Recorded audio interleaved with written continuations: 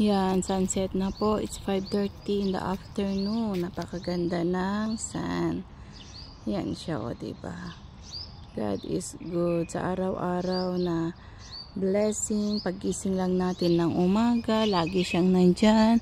Lagi siyang nagpapatnubay. Laging umihinga pa tayo. Malakas pa tayo. Live and kicking, sabi nga. Salamat sa Panginoong Diyos. Napakabuti niya at napakaganda. See, nakita niyo yan? Napakaganda ng sunset. Okay? So, nawa kung gaanong yan. Sumisikat ang araw at lumulubog. Ganon din po dapat tayo na laging sumisikat sa pagpapala, sa pag-ibig at kabutihan ng ating Panginoon.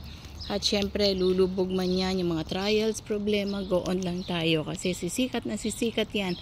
Lulubog yan mamaya, bukas sisikat na sisikat pa rin yan. So, yan po. Okay? So, God bless you all. And bye for now.